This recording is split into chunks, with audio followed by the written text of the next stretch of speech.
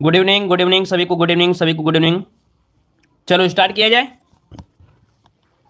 चलो तो अब स्टार्ट करते हैं और बेहतरीन तरीके से हम लोग। चलिए, क्वेश्चन दिया गया है, उत्तर प्रदेश के किस जिले में सबसे कम वर्षा होती है? चलिए भाई जवाब दीजिएगा। सबसे कम वर्षा जो होती है वो आपकी कहां पर होती है? सबसे कम वर्षा जो होती है कहां पर होती है? तो देखिए आपका जवाब इनमें से क्या हो जाएगा। ऑप्शन आ रहा है डी नंबर, आपकी मथुरा में होती है। आपकी सबसे क्या होती है? आपकी कम होती है। तो ये बताइए सबसे ज्यादा कहां पर होती है? जल्दी से कमेंट करिए कि सबसे कम वर्षा अगर आपके मथुरा में होती है ना, तो सबसे ज्यादा वर्षा कहां होती है? गोरखपुर में होती है। याद रखिए, अगर सबसे ज्यादा पूछे तो आपका आंसर देना है क्या? गोरखपुर होती है। तो ऑप्शन क्या हो जाएगा यहाँ पर? डी नंबर यहाँ पर राइट हो जाएगा। ठीक है, सबसे कम वर्षा वाला जिला यहाँ पर आपका कौन सा हो जाएगा? मथुरा। सबसे ज्यादा वर्षा वाला आपका तो गोरखपुर हो जाएगा। ठीक है, कितनी होती है तो देख सकते हैं इतना डिफरेंस होता है। अगला क्वेश्चन बताइएगा कि निम्न जिलों में से क्षेत्रफल में सबसे छोटा जिला इनमें से कौन है? सबसे छोटा जिला इनमें से आपका कौन सा हो जाएगा? वाराणसी, जौनपुर, प्रयागराज या गाजीपुर? हमने बताया है कि क्वेश्चन कैसा भी होगा, अगर ऐसा क्वेश्चन मिलता है तो ये 100% है कि आपका आंसर क्या हो जाएगा? यहाँ पर आपका वाराणसी आपका राइट हो जाएगा। क्लियर हो गया है? अच्छा ये बताइए, अगर सबसे छोटा जिला है तो सबसे बड़ा जिला कौन सा हो जाएगा? सबसे बड़ा जिला कौन सा हो जाएगा? लखीमपुर खीरी। और सबसे छोटा जिला अगर पूछेगा तो क्या बताएंगे? सबसे छोटा बताएंगे तो क्या हो जाएगा भाई? तो देखिएगा कि यहाँ पर क्षेत्रफल के हिसाब में सबसे बड़ा जिला आपका कौन सा है? लखीमपुर खीरी है। और सबसे छोटा जिला कौन सा है? आपका हापुड़ है। लेकिन विकल्प के अनुसार आपका वाराणसी हो जाएगा। ठीक है, आगे बढ़ते। क्वेश्चन दिया गया है, निम्नलिखित में से किस जिले की सीमा नेपाल से लगती है? बताइए भाई, नेपाल के साथ लगने वाली जो आपकी सीमा है वो आपकी कौन सी है? गोरखपुर, महाराजगंज, बलिया और बस्ती? चलिए, इनमें से कौन लगता है जो आपके नेपाल की सीमा से लगती है? चलिए, आपका महाराजगंज। तो देखिए आपका जवाब बिल्कुल सही है कि आपके नेपाल के साथ जो सीमा बनाता है वो आपका महाराजगंज बनाता है। महाराजगंज हमने आपको बताया था उत्तर प्रदेश के 7 जिले हैं जो नेपाल के साथ साझा करते हैं। इनमें से महाराजगंज, सिद्धार्थनगर, बलरामपुर, श्रावस्ती, बहराइच, लखीमपुर खीरी और पीलीभीत, ये जो क्रम है वो आपका कैसा है? तो याद रखिएगा, पूरब से पश्चिम, अर्थात यहाँ पर ऐसे आपके जाते हैं इस प्रकार से। तो आपका पूरब में आपको मिलता है आपका कौन सा? महाराजगंज। और पश्चिम के हिसाब से देखा जाए तो आपका कौन सा? तो पीलीभीत मिलते हैं। याद रखिएगा, ठीक है ना। चलिए आगे बढ़ते हैं। क्वेश्चन दिया गया है, निम्न में से किस राज्य से उत्तर प्रदेश की सीमा नहीं लगती है? उत्तर प्रदेश की सीमा नहीं लगती, जवाब देना है। चलिए भाई, good evening, good evening, good evening का है, इतना भयंकर कॉपी पेस्ट कर रहे हो भैया। गुड इवनिंग बहुत बहुत हो गया, गुड इवनिंग और वेरी वेरी गुड इवनिंग। बस चलिए बताइएगा कि उत्तर प्रदेश की सीमा नहीं लगती है किसके साथ? तो आपका देखिए हमने बताया था सेम टू सेम ऐसा ही जवाब मिलेगा आपका। क्या? पंजाब। ऑप्शन बन जाएगा आपका बी नंबर, पंजाब। अगला क्वेश्चन आपसे दिया गया है, देखिएगा यहां पर अगला क्वेश्चन दिया गया है, कर आप अच्छा देखो, सबसे पूछे कि सबसे अधिक सीमा लगती है मध्य प्रदेश से, 11 जिलों से लगती है, आपको याद रख लेना है। ठीक है, सबसे कम सीमा लगती है हिमाचल प्रदेश के साथ, याद रखिएगा सिर्फ सहारनपुर जिला है जो आपके सबसे कम सीमा बनाता है। ठीक है, आगे बढ़ते। क्वेश्चन दिया है, सोनभद्र जिले को स्पर्श करती है, आपको बताना है कौन सी रेखाएं, ये कितने राज्य हैं? चलिए, सोनभद्र जिले को स्पर्श करती हैं कितनी राज्यों की यहाँ पर सीमाएं हैं? चलिए, ऑप्शन आ रहा है आपका यहाँ पर, देखिए सी नंबर। एक भी क्वेश्चन किसी का गलत नहीं होना चाहिए। अगर एक क्वेश्चन गलत हो गया तो समझो पूरा का पूरा जितना वीडियो में क्वेश्चन होंगे सभी गलत हो गए। यहाँ पर आंसर आपका सी हो जाएगा। आपके 4 राज्यों की सीमा से लगता है जो आपका सोनभद्र जिला है। याद रखिएगा, इनमें से आपको हमने बताया था कि जो आपका बिहार है और आपका एमपी है ये तो आपको पता है, इन्हें से अलग हुए झारखंड और आपका छत्तीसगढ़। तो ऑप्शन हो जाएगा यहाँ पर आपका कौन? तो आपका सी हो जाएगा। अगला क्वेश्चन दिया गया है, उत्तर प्रदेश की सीमा भारत के कितने राज्यों से मिलती हैं? चलिए बताइएगा, उत्तर प्रदेश की सीमा कितने राज्यों से मिलती है, इसका आंसर आपको देना है। चलिए, क्या जवाब देंगे? 9 देंगे, 8 देंगे? जब ऐसी सिचुएशन आपके पास आती है तब आप लोग कंफ्यूज होते हैं क्या जवाब देंगे। तो आंसर हो जाएगा आपका यहाँ पर बी नंबर, आपका 8 हो जाएगा। क्या हो जाएगा? 8 हो जाएगा। यहाँ पर देखिएगा कि उत्तर प्रदेश 8 राज्यों जैसे उत्तराखंड, हिमाचल प्रदेश, हरियाणा, राजस्थान, मध्य प्रदेश, छत्तीसगढ़, झारखंड, बिहार से अपनी सीमा मिलाता है। याद रखिएगा, ठीक है। आगे बढ़ते हैं। क्वेश्चन आपसे अगला पूछा गया है, यहाँ पर देखिए अगला क्वेश्चन दिया गया है, क्षेत्रफल की दृष्टि से उत्तर प्रदेश का भारत के राज्यों में जो स्थान है वो आपका कौन सा है? चलिए बताइएगा कि क्षेत्रफल की दृष्टि से उत्तर प्रदेश का भारत के राज्यों में जो स्थान है वो आपका कौन सा है? याद रखिए, राजस्थान, मध्य प्रदेश, महाराष्ट्र, फिर आपका उत्तर प्रदेश से स्थान आता है। याद रखिए। अगला क्वेश्चन बताइएगा कि निम्नलिखित नगरों का भौगोलिक क्षेत्रफल की दृष्टि से घटता हुआ क्रम पूछा गया है। क्या कह रहा है? क्षेत्रफल की दृष्टि से घटता हुआ क्रम, बताइए क्या हो सकता है? यहाँ पर देखो वाराणसी तो यहाँ भी है, वाराणसी यहाँ भी है, लेकिन इसके बाद आपका गौतम बुद्ध नगर दिया है, क्योंकि यहाँ पर पूछा गया है क्षेत्रफल की दृष्टि से घटता हुआ क्रम पूछा गया है। तो आंसर देखिए यहाँ पर दिया है वाराणसी, गौतम बुद्ध नगर, बागपत और भदोही। यहाँ पर आंसर देखिए लास्ट में कौन आया? भदोही। ऑप्शन डी इसका राइट हो जाएगा। ठीक है, आगे बढ़ते। क्वेश्चन आपसे अगला पूछा गया है, निम्न में से कौन से क्षेत्रफल के बढ़ते क्रम से आपके सही हैं? अब आपसे पूछा है बढ़ते क्रम में, बताइए भाई, बढ़ते क्रम से अगर बताया जाए, पूछा जाए तो आंसर क्या हो जाएगा? देखो, बढ़ते क्रम से पूछा जाएगा तो भैया ऑप्शन जो डी नंबर है वो तो आपका बनेगा नहीं। क्यों? क्योंकि सोनभद्र ये तो ऑलरेडी इतना खुदे बड़ा है, तो ये तो हो नहीं सकता है। अब यहाँ पर बताइए क्या हो जाएगा? तो यहाँ पर देखो, जो आपके लास्ट में सोनभद्र आ रहा है, सोनभद्र इसमें आ रहा है, सोनभद्र इसमें आ रहा है। अब यहाँ पर बाराबंकी और गौतम बुद्ध नगर दिया है, तो देखिएगा इसका आंसर होगा सी नंबर, गौतम बुद्ध नगर, फिर बाराबंकी, फिर मिर्जापुर।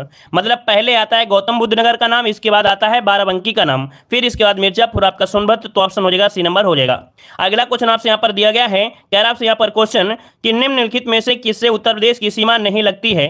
तो उत्तर प्रदेश की सीमा नहीं लगती है, जो कि हमने बताया था, सेम टू सेम आपका ऑप्शन इसी प्रकार से मिलता है, तो आपका पंजाब ऑप्शन बी हो जाएगा। अगला क्वेश्चन आपसे यहाँ पर दिया गया है, चलिए क्वेश्चन आपके अगला है, निम्नलिखित में से सर्वाधिक क्षेत्रफल वाला जिला इनमें से कौन है? अब इनमें से बताइए सर्वाधिक क्षेत्रफल वाला जो जिला है इनमें से कौन हो जाएगा? चलिए, सर्वाधिक क्षेत्रफल के हिसाब से देखा जाए तो आपका आंसर क्या हो जाएगा यहाँ पर? तो ऑप्शन हो जाएगा डी नंबर, आपका लखीमपुर खीरी हो जाएगा। याद रखिए, इसको नोट करिएगा, ये क्रम बिल्कुल सही है कि सबसे ज्यादा लखीमपुर खीरी, सेकंड नंबर में आपका सोनभद्र, फिर हरदोई, फिर आपका सीतापुर। सीतापुर जो स्थान आता है वो आपका चौथा स्थान आता है अर्थात क्षेत्रफल की दृष्टि से। आगे बढ़ते हैं, क्वेश्चन दिया गया है, उत्तर प्रदेश का क्षेत्रफल देश के क्षेत्रफल का कितने प्रतिशत है? उत्तर प्रदेश का क्षेत्रफल यहाँ पर देश के क्षेत्रफल का जो है वो कितने प्रतिशत है, कितने प्रतिशत पूछा गया है। चलिए, आपका जवाब क्या हो जाएगा? डी नंबर बनेगा या बी नंबर बनेगा? जल्दी बताइए, डी नंबर हो जाएगा या बी नंबर?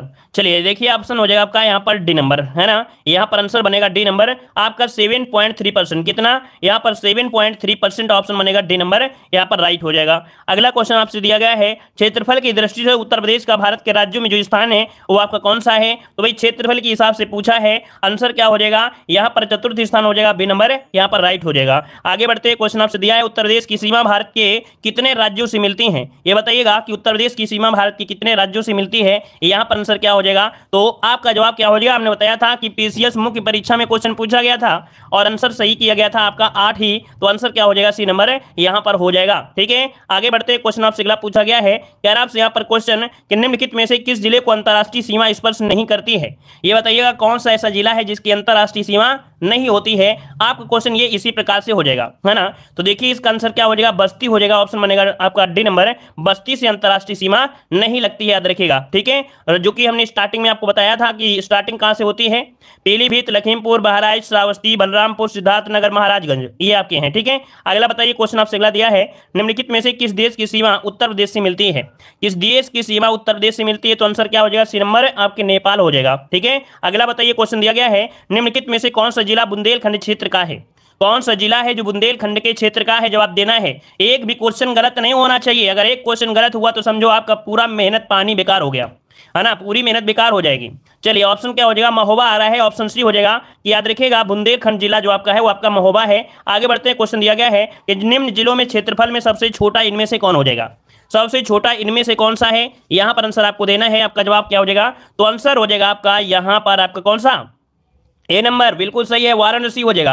अगला क्वेश्चन आपसे दिया गया है, हम तो सोचा करते हैं कभी कभी कि ऐसा ना हो क्योंकि वाराणसी वाला ज्यादा पूछा जाता है ना, वाराणसी वाला ज्यादा पूछा जाता है, तो हमको ऐसा तो नहीं लगता कि नया लड़के जो हों वो तो हापुड़ को भूल ही जाए, वाराणसी में ही पहुंच जाए, हमेशा वो सोचे कि वाराणसी ही हो जाए। तो नए लड़के थोड़े मतलब नए स्टूडेंट जितने भी हैं तो ध्यान दीजिएगा कि वो ऑप्शन ही ऐसा दिया जाता है कि वाराणसी आ जाता है। ऐसा कहीं ना हो कि आप लोग मेन वाला भूल ही जाइए, वाराणसी वाला आप लगा दीजिएगा।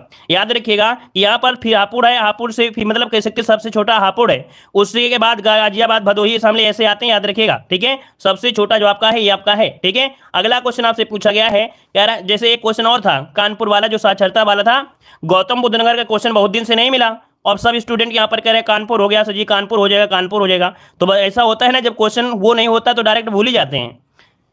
चलिए, कह रहे हैं निम्नलिखित में से किस जिले की सीमा नेपाल से लगती है? तो नेपाल से लगती है 19 नंबर में क्या हो जाएगा? तो अभी हमने बताया कि आपके महाराजगंज की सीमा लगती है, ऑप्शन आपका बी हो जाएगा।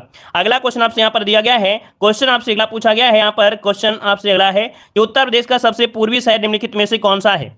चलिए, सबसे पूर्वी शहर पूछा गया है, बताइए जल्दी से, उत्तर प्रदेश का सबसे पूर्वी शहर पूछा गया है। चलिए, सबसे पूर्वी शहर पूछा गया, बलिया लगाओगे क्या भैया आप लोग? बलिया लगाओगे, बस्ती लगाओगे?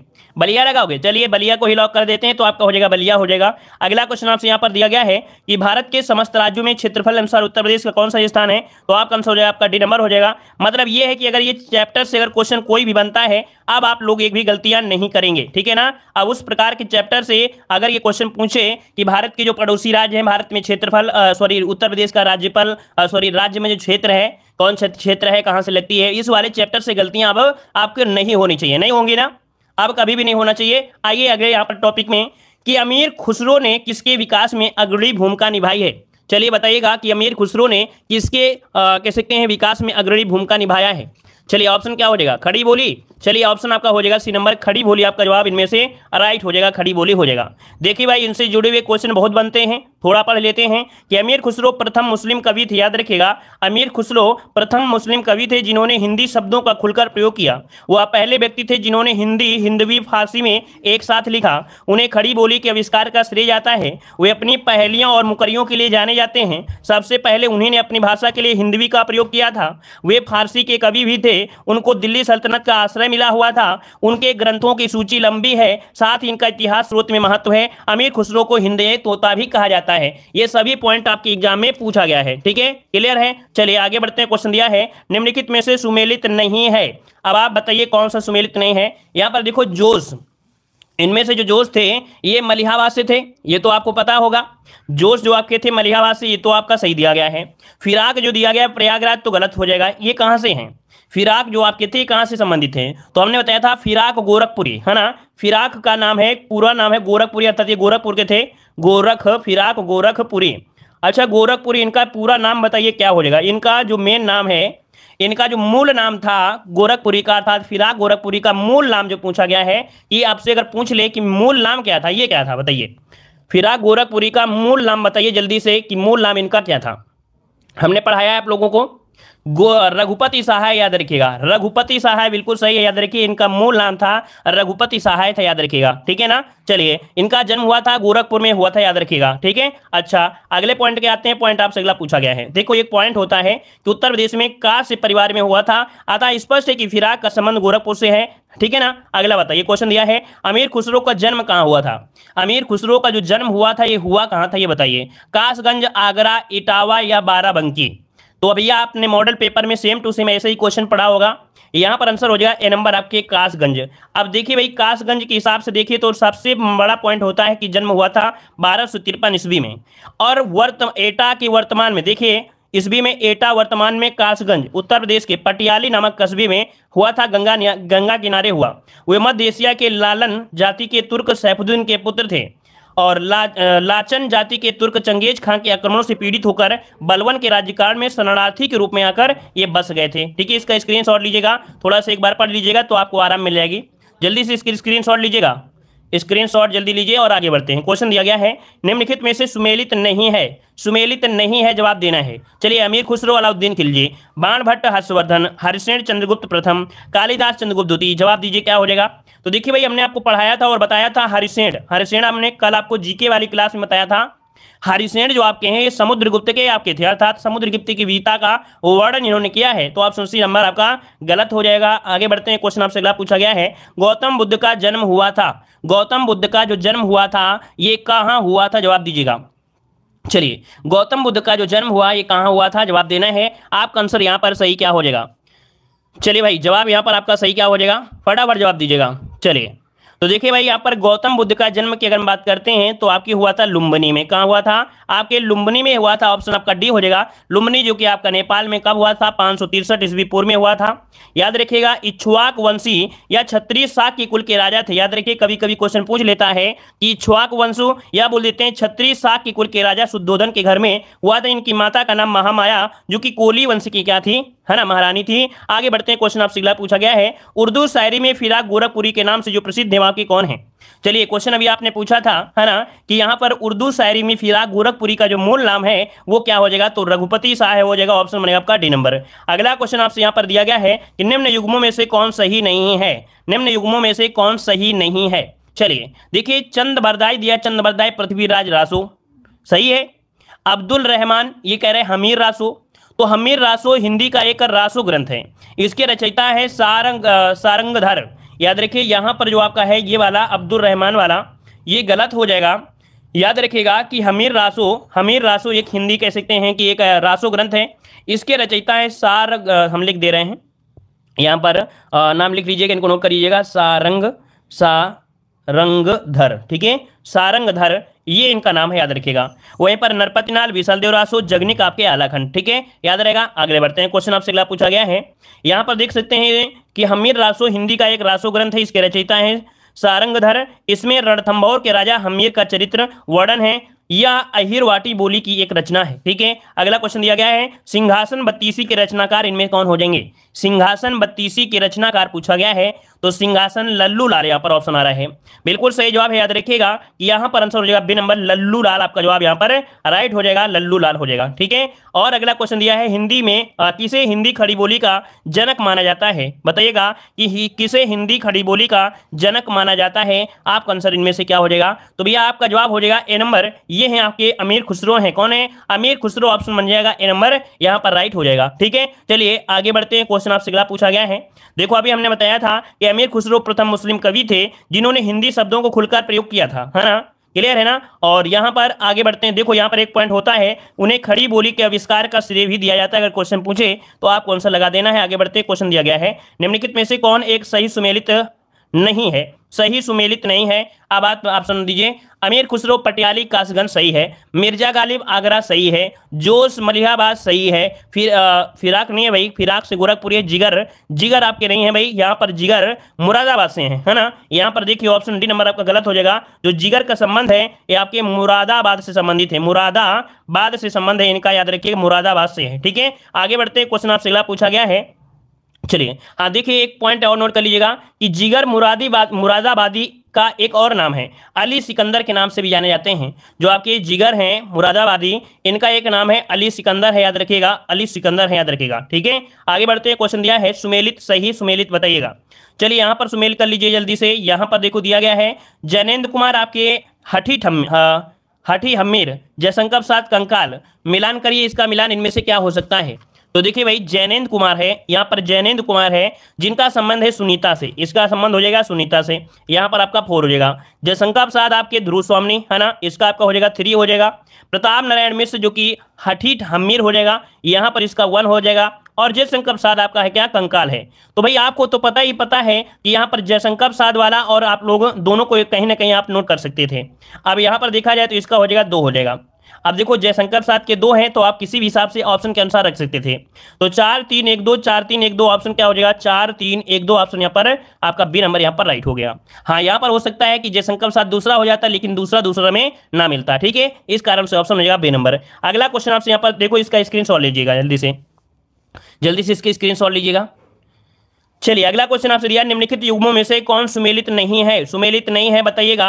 अमीर खुसरो पटियाली कासगंज, मिर्जा गालिब आगरा सही है, जोश मलियाबाद सही है, राम प्रसाद बिस्मिल दिया गया जो कि 2021 में क्वेश्चन पूछा गया है। 2021 में क्वेश्चन पूछा गया था, बताइए यहाँ पर क्या हो जाएगा भाई? चलिए यहाँ पर जो आप देना है आपका 12 नंबर में 12 का आंसर क्या हो जाएगा? चलिए राम प्रसाद बिस्मिल दिया है, और राम प्रसाद बिस्मिल का बताइए क्या हो सकता है? चलिए तो चलिए यहाँ पर देखिए आपका आंसर क्या हो जाएगा, आपका यहाँ पर डी नंबर हो जाएगा, राम प्रसाद बिस्मिल प्रयागराज। ये प्रयागराज से नहीं थे, राम प्रसाद बिस्मिल प्रयागराज से नहीं थे, है ना। ये थे कहाँ से जल्दी से बताइए? शाहजहांपुर, बिल्कुल सही है, शाहजहांपुर से हो जाएगा, याद रखिए शाहजहांपुर से थे, याद रखिएगा। इनका जो संबंध है वो आपके शाहजहांपुर से था, ठीक है। चलिए आगे बढ़ते हैं, क्वेश्चन आपसे अगला पूछा गया है, किस कारागार में पंडित राम प्रसाद बिस्मिल को फांसी दी गई थी? ये क्वेश्चन आपका पूछा गया था, है ना, आरओ एग्जाम में क्वेश्चन आपका आया था, याद रखिए। बताइए जल्दी से क्या हो जाएगा कि किस कारागार में पंडित राम प्रसाद बिस्मिल को फांसी दी गई थी? ऑप्शन क्या हो जाएगा? सी नंबर, गोरखपुर से, याद रखिए, गोंडा में नहीं, ये आपके कहां पर? गोरखपुर में हुई थी, गोरखपुर में, याद रखिएगा कि आपके गोरखपुर जेल में 19 दिसंबर 1927 को फांसी दी गई थी, याद रखिएगा। आगे बढ़ते क्वेश्चन आपसे अगला पूछा गया है कि बुद्ध ने अपने जीवन की अंतिम वर्षा कहां बिताई थी? चलिए इस क्वेश्चन को देखते हैं कितने लोग सही दे पाएंगे। वैसे भी इस क्वेश्चन को हमने बहुत बार पढ़ाया भी है और बताया भी है। अब आप लोग बताइए कि आपका आंसर इनमें से क्या हो जाएगा। ये बुद्ध ने अपने जीवन की अंतिम वर्षा ऋतु कहां पर बिताई थी? चलिए वैशाली में बिताई थी, या श्रावस्ती में, या कुशीनगर में? चलिए ऑप्शन आ रहा है ए नंबर, काफी लोग ए नंबर दे रहे हैं और काफी लोग यहाँ पर बी भी दे रहे हैं। चलिए भैया देखिए इसका आंसर जो बनेगा क्या हो जाएगा? आंसर होगा बी नंबर, वैशाली हो जाएगा। क्या हो जाएगा भाई? वैशाली, इसका ऑप्शन बनेगा बी नंबर, यहाँ पर वैशाली हो जाएगा। किंतु उन्होंने देखिए गौतम बुद्ध की मृत्यु कुशीनारा में अर्थात कुशीनगर में हुई थी, लेकिन उन्होंने अंतिम वर्षा वैशाली में ही बिताई थी, तो ऑप्शन आपका हो जाएगा वैशाली हो जाएगा, ठीक है ना।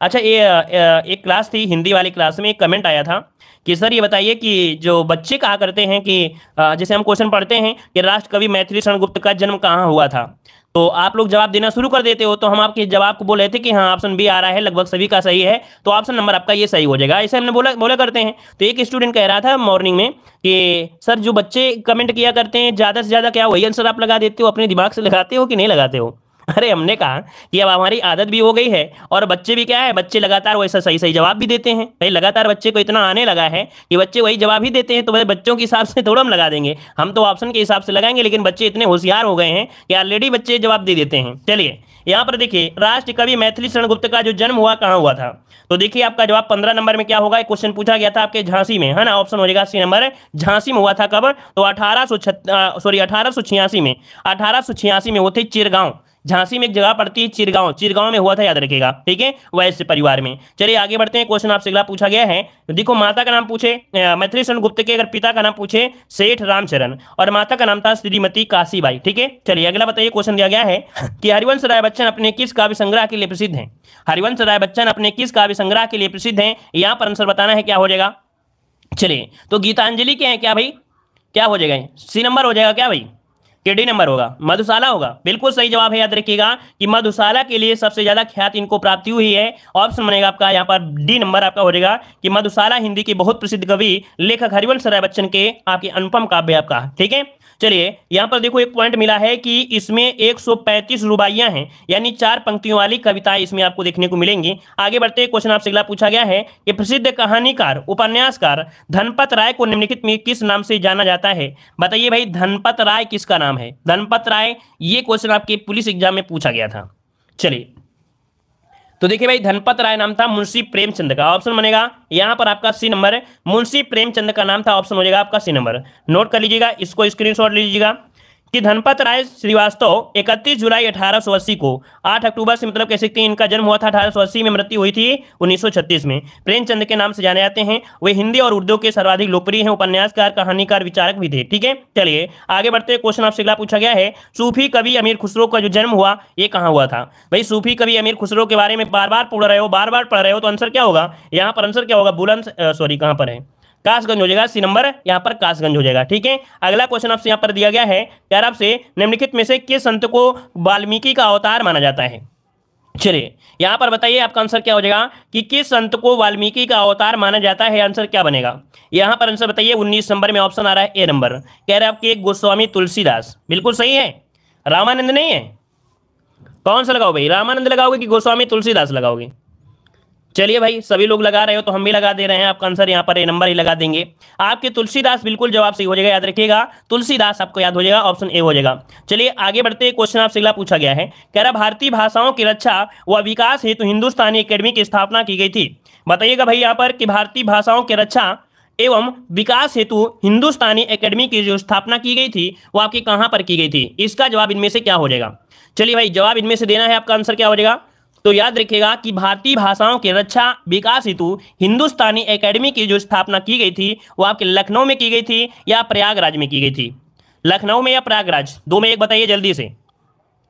चलिए आगरा तो होगा ही नहीं किसी भी हालत में भाई, आगरा तो नहीं होगा किसी भी हालत में, दूसरा जवाब दीजिएगा जल्दी से। भारतीय भाषाओं की रक्षा व विकास हेतु हिंदुस्तानी एकेडमी की स्थापना की गई। चलिए फंस गए ना सभी बच्चे आज। चलिए भाई यहां पर जवाब दीजिए, क्या हो जाएगा? सब लोग लखनऊ बता रहे थे ना, इसलिए हमें भी सोचना पड़ा कि लखनऊ तो नहीं हो जाएंगे, यहां पर हो जाएगा इलाहाबाद। अच्छा मेरी ससुराल कह रहे हैं, एक बच्चा कह रहा है मेरी ससुराल। चलिए बताइए यहाँ पर आंसर हो जाएगा क्या भाई? डी नंबर हो जाएगा, प्रयागराज में है। याद रखिएगा हिंदुस्तानी एकेडमी जो कि भारतीय भाषाओं की रक्षा और विकास के लिए है वो है आपके प्रयागराज, ऑप्शन आपका डी नंबर यहाँ पर राइट हो जाएगा। आगे बढ़ते हैं, क्वेश्चन आपसे अगला पूछा गया है, देखिए कब की गई थी? तो आपके 1927 में की गई थी। मुख्यालय कहाँ पर है? तो आपके प्रयागराज में है। राष्ट्रभाषा को विश्व की प्रमुख भाषाओं में समकक्ष बैठाना और उसकी सर्वांगीण उन्नति के लिए ये आपका कह सकते हैं स्थापना की गई थी। अगला बताइए, क्वेश्चन दिया गया है कि उत्तर प्रदेश का मुक्त विश्वविद्यालय इनमें से कौन सा है? उत्तर प्रदेश का प्रथम मुक्त विश्वविद्यालय इनमें से कौन हो जाएगा? चलिए जवाब देना है, आपका सवाल सही जवाब क्या हो जाएगा? चलिए ऑप्शन यहाँ पर देखिए, आपका जवाब हो जाएगा सी नंबर, याद रखिए प्रयागराज। और कौन सा नाम है याद रखिए उत्तर प्रदेश में जो आपका है कौन? तो राजर्षि टंडन मुक्त विश्वविद्यालय या राजर्षि पुरुषोत्तम दास टंडन के नाम पर है और इसका स्थायी परिसर इलाहाबाद के फाफा मऊ में है। कहां पर है? फाफा मऊ में। चलिए आगे बढ़ते हैं। क्वेश्चन आपसे अगला पूछा गया है कि बनारस हिंदू विश्वविद्यालय का शिलान्यास किसने किया था। चलिए देखते हैं इस क्वेश्चन का जवाब आप लोगों को याद है कि नहीं याद है, या हमेशा झोंके चले रहते हो। अब बताइए क्वेश्चन नंबर 3 का सही जवाब इनमें से क्या हो जाएगा। सही जवाब देना है, ऑप्शन आ रहा है सी नंबर। चलिए वाह क्या बात है, काफी लोग यहाँ पर सी दे रहे हैं। सर कब पढ़ाते हैं, तो भैया ये क्लास होती है 5:30 बजे, ठीक है। चलिए काफी लोग यहाँ पर सी दिए हैं, लेकिन आपका जवाब क्या हो जाएगा, सी नंबर। चलिए हम आपके ऑप्शन को यहाँ पर लॉक करते हैं, ऑप्शन सी, लेकिन इसे हम गलत कर देते हैं। क्यों? क्योंकि यहाँ पर शिलान्यास दिया गया भाई, यहाँ पर सी नंबर आपका गलत है, शिलान्यास दिया है। हमने बताया था शिलान्यास जो किया था वो आपका लॉर्ड हार्डिंग हो जाएगा। क्या हो जाएगा, लॉर्ड हार्डिंग, और इसका ऑप्शन बनेगा बी नंबर, लॉर्ड हार्डिंग। जिन लोगों ने जवाब दिया है उनका राइट हो जाएगा, ठीक है। सी नंबर मत लगाइए क्योंकि शिलान्यास की बात किया गया है इसलिए, ठीक है ना। चलिए आगे बढ़ते हैं। क्वेश्चन आपसे अगला पूछा गया है, यहां पर अगला क्वेश्चन दिया गया है कि पंडित दीनदयाल उपाध्याय पशु चिकित्सा विश्वविद्यालय कहां पर स्थित है। पंडित दीनदयाल उपाध्याय पशु चिकित्सा विश्वविद्यालय। चलिए इनमें से एक बच्चा कह रहा सर जी आपने उस दिन तो वो बताया था। अरे हम पूरा देखा करो प्रश्न में। कुछ लोगों के होते हैं ना कि जब थोड़ा सा रुक जाते हैं तो उनके डाउट जो दिमाग में होता है वो कचरा निकल जाता है, और जब कचरा निकल जाता है तो नया मेमोरी सेव हो जाती है। अगर हम जो लोग गलत बताए थे अगर हम जल्दी से उन्हीं के हिसाब से बता देंगे तो उनको पता नहीं चलेगा, तो थोड़ा सा क्या करते हैं घुमा देते हैं ताकि उनकी मेमोरी में जो भरा हुआ है ना वो थोड़ा सा निकल जाए जल्दी से, ठीक है। चलिए तो पंडित दीनदयाल उपाध्याय पशु चिकित्सा विश्वविद्यालय आंसर हो जाएगा यहाँ पर आपका सी, आपके मथुरा में है। कहां पर है, आपके मथुरा, ऑप्शन बन जाएगा यहाँ पर सी नंबर। आगे बढ़ते हैं। क्वेश्चन आपसे अगला पूछा गया है, देखो 2001 में इसकी स्थापना की गई थी, 2001 में इसकी स्थापना की गई थी। अगला क्वेश्चन आपसे दिया गया है कि प्रदेश में केंद्रीय कृषि विश्वविद्यालय की स्थापना की गई है। चलिए इनमें बताइएगा कि प्रदेश में केंद्रीय कृषि विश्वविद्यालय की स्थापना की गई, ये कहां पर की गई। चलिए यहां पर आंसर क्या हो जाएगा भाई, ऑप्शन इनमें से 5 नंबर देना है, बी नंबर होगा। 6 है ये तो भाई सभी को पता है कि केंद्रीय कृषि विश्वविद्यालय की संख्या कितनी है, आपकी 6 है। अब इनमें से बताइए कौन सा है इनमें से, तो देखिए ऑप्शन हो जाएगा आपका यहाँ पर बी नंबर, झांसी में, है ना। क्या हो जाएगा भाई, तो आपका हो जाएगा बी नंबर, आपकी झांसी में हो जाएगा, याद रखिएगा। इसकी स्थापना 2014 में की गई थी। क्या 2014 में झांसी की स्थापना हुई थी, इसलिए उस समय क्वेश्चन भी आपका पूछा गया था। वर्तमान में क्वेश्चन पूछेगा कितने विद्यालय हैं, तो आपको बताना है 6 कृषि विश्वविद्यालय हैं जो कि केंद्रीय विश्वविद्यालय, ठीक है। अगला क्वेश्चन यहां पर दिया गया है, उत्तर प्रदेश में उर्दू प्रशिक्षण एवं अनुसंधान केंद्र जो स्थित है वो आपके कहां पर है। उत्तर प्रदेश में उर्दू प्रशिक्षण एवं अनुसंधान केंद्र जो स्थित है ये कहां पर स्थित है, 6 का जवाब देना है, और 6 का ऑप्शन सी और डी, यहां पर 2 जवाब आ रहे हैं। तो देखिए इसका आंसर हो जाएगा सी नंबर। याद रखिएगा ये उर्दू प्रशिक्षण और अनुसंधान केंद्र कहां पर है, तो आपके लखनऊ में है। इसका ऑप्शन सी हो जाएगा, आपके लखनऊ में है, लखनऊ में, ठीक है। चलिए यहां पर देखिए एक पॉइंट इसी से रिलेटेड आपका है। यहां पर अगला क्वेश्चन दिया है, कल्प योजना संबंधित है। कल्प योजना जो संबंधित है किससे संबंधित है। चलिए आपका जवाब क्या हो जाएगा, कल्प योजना का जो संबंध है किससे है। चलिए माध्यमिक शिक्षा से है या प्राथमिक शिक्षा से या उच्च शिक्षा से है। चलिए यहां पर देखिए काफी लोग जवाब देंगे ए नंबर, लेकिन काफी लोग ऐसे भी हैं जो इसका जवाब डी नंबर देंगे, और यहां पर देखिए डी नंबर बहुत ही कम लोग देंगे, ज्यादा होशियार वाले बच्चे होंगे वही देंगे जो हर एक क्वेश्चन में देखिए यहां पर याद रखिएगा, हमने बताया था कि आपको याद रख लेना है, मां नहीं होगा, है ना। यहां पर होगा प्राथमिक शिक्षा से। किससे भाई, प्राथमिक शिक्षा से। ऐसे भी याद रखिएगा, मान लो अगर कभी आप भूल रहे हो तो आप ही बताइए कि पा पहले आता है कि माँ पहले आता है। आप बताइए पा पहले आता है कि माँ पहले आता है, ये बताइएगा। तो आप कहोगे सर जी पा पतंग फा फल बाबुकरी भा भट्टी माँ मछली, मतलब जो आपका माँ मछली आता है वो बाद में आता है। तो यहाँ पर पा पहले आ गया तो बस का के हिसाब से पहले आप लगा दीजिएगा, अब याद रहेगा, ठीक है। आगे बढ़ाते हैं। क्वेश्चन आपसे अगला पूछा गया है, यहाँ पर देखिए क्वेश्चन आपसे दिया गया है कि प्रथम विकलांग विश्वविद्यालय स्थापित किया गया है। चलिए चलिए प्रथम विकलांग विश्वविद्यालय स्थापित किया गया है, बताइए कहां पर स्थापित किया गया है, आंसर इनमें से क्या हो जाएगा। चलिए आपका जवाब इनमें से सही क्या हो जाएगा। हम कमेंट देख रहे हैं, परेशान मत होइए, सबके कमेंट हम देखते रहते हैं, एक एक कमेंट देखते रहे हैं, ठीक है। कोई इतना बड़ा चैनल तो हमारा नहीं है कि कमेंट आपको नहीं दिखे, कमेंट दिखते रहते हैं। यहाँ पर आंसर आपका बी हो जाएगा, चित्रकूट हो जाएगा, याद रखिएगा, ठीक है ना। और देखो कुछ पॉइंट और भी हैं, पर देखिए क्या पॉइंट याद रखिएगा। उत्तर प्रदेश में विभिन्न श्रेणी के विकलांग बच्चों को उच्च शिक्षा देने के लिए लखनऊ में डॉक्टर शकुंतला मिश्रा विश्वविद्यालय की स्थापना करने हेतु 2008 में प्रस्ताव था। नवंबर 2011 में उद्घाटन किया गया। इसके अतिरिक्त उत्तर प्रदेश में चित्रकूट में पहले से ही जगत गुरु राम भद्राचार्य विकलांग विश्वविद्यालय की स्थापना 7 अगस्त 2001 को हुई थी। मतलब ये पूछा कि पहला जो आपका है वो चित्रकूट में था, लेकिन एक ऐसा भी विद्यालय है जो आपके लखनऊ में भी है जो कि आपके विकलांगों के लिए, मतलब ये था आपका, ठीक है। प्रथम पूछे तो चित्रकूट बताना है, इसका मतलब नहीं है कि सिर्फ एक ही है, और भी आपके हैं, ठीक है। चलिए आगे बढ़ते हैं। क्वेश्चन दिया गया है कि अति लोकप्रिय प्रसिद्ध पत्रिका कल्याण प्रकाशित होती थी। जो लोकप्रिय पत्रिका है कल्याण, ये प्रकाशित होती थी, ये कहां से होती थी, इसका आंसर देना है। आपका सही जवाब क्या हो जाएगा। चलिए ऑप्शन हो जाएगा आपका यहाँ पर सी नंबर आपके गोरखपुर से। कहां से भाई? आपके गोरखपुर, ऑप्शन बन जाएगा आपका सी नंबर। आगे बढ़ते हैं, क्वेश्चन आपसे अगला पूछा गया, देखिए कल्याण पत्रिका का प्रकाशन अगस्त 1926 से मुंबई में हुआ था। एक वर्ष के बाद यह पत्रिका गोरखपुर से निकलने लगी। इसके संपादक श्री हनुमान प्रसाद आपके पोद्दार हैं। देखिए भाई एक पॉइंट याद रख लीजिएगा कि स्टार्टिंग जो हुई थी इस पत्रिका की वो आपके मुंबई से हुई थी, लेकिन एक वर्ष के बाद ये पत्रिका अब आपके गोरखपुर से निकलती है, नोट कर लीजिएगा। ठीक है, आगे बढ़ते हैं। क्वेश्चन दिया है कि उत्तर प्रदेश शासन द्वारा जिस आयु वर्ग तक के बच्चों को प्राथमिक शिक्षा उपलब्ध कराने में उच्च प्राथमिकता दी जा रही है वो आपकी कौन सी है? कौन सी उम्र के हैं? 10 नंबर में। तो 10 का ऑप्शन हो जाएगा 14 वर्ष तक। आपको पता होगा कि 14 वर्ष तक के बच्चों के लिए है, 6 से लेकर 14 वर्ष तक के आयु के बच्चों के लिए प्राथमिक शिक्षा को एक मौलिक अधिकार के रूप में निःशुल्क और अनिवार्य रूप से उपलब्ध कराना बना दिया गया है। ये जो 86वां संविधान संशोधन था, 86 नंबर का जो संविधान संशोधन था 2002 में आपका ये हुआ था। आगे बढ़ते हैं, क्वेश्चन आपसे अगला पूछा गया है, उत्तर प्रदेश में राजकीय मेडिकल कॉलेज की स्थापना की जा रही है। चलिए बताइएगा, उत्तर प्रदेश में राजकीय मेडिकल कॉलेज की जो स्थापना की जा रही है वो कहां पर की जा रही है? इन ऑप्शन के अनुसार आपको देना है। चलिए आपका जवाब इनमें से क्या हो जाएगा? ऑप्शन आ रहा है बी नंबर। देखिए बिल्कुल सही है, आपका जवाब बी हो जाएगा, बदायूं और जौनपुर में। कहां पर भाई? तो उत्तर प्रदेश में कह सकते हैं 2 मेडिकल कॉलेज बनाए जा रहे हैं, एक यहाँ पर बदायूं और आपके जौनपुर में। ठीक है, बनाए गए थे ये कह सकते थे। तो ऑप्शन आपका इसके अनुसार आपका बी नंबर हो जाएगा। अगला क्वेश्चन, यहाँ पर क्वेश्चन दिया गया है, उत्तर प्रदेश में विश्व भारती पुरस्कार प्रदान किया जाता है। उत्तर प्रदेश में विश्व भारती पुरस्कार प्रदान किया जाता है, आपको बताना है किस संस्थान के द्वारा प्रदान किया जाता है। तो देखिए विश्व भारती अगर विश्व की बात करता है तो आपको जवाब देना है यहाँ पर संस्कृत, अर्थात यहाँ पर याद रखिएगा कि भारत भारती पूछे तो आपका आंसर अलग हो जाएगा, लेकिन जब विश्व भारती पूछे तो आपका आंसर हो जाता है संस्कृत संस्थान। ऑप्शन बनेगा आपका सी नंबर, जो कि लखनऊ के द्वारा। ठीक है, आगे बढ़ते हैं, क्वेश्चन आपसे अगला पूछा गया है, कह रहा है निजी क्षेत्र के उस विश्वविद्यालय को चिन्हित कीजिए जो कि उसके सापेक्ष दिखाए गए स्थान से सुमेलित नहीं है। बताइए यहां पर बताइए कि महर्षि सूचना प्रौद्योगिकी विश्वविद्यालय लखनऊ दिया गया है और इसके बाद दिया गया है आपसे एमटी विश्वविद्यालय गाजियाबाद में। तो भाई एमटी विश्वविद्यालय हमने बताया था, एमटी यूनिवर्सिटी आपकी कहां पर है? आपके नोएडा में है। कहां पर है? नोएडा में है। ये जो आपका मिलेगा आपके नोएडा में मिलेगा, यहां पर नोएडा। ठीक है, नोएडा।